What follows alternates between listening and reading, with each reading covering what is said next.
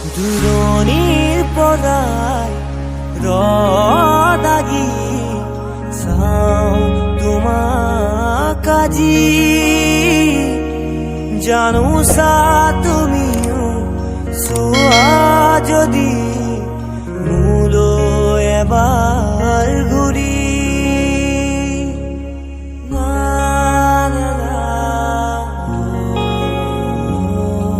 দূৰণিৰ পৰাই লাগি চাওঁ তোমাক আজি জানোচা তুমিও চোৱা যদি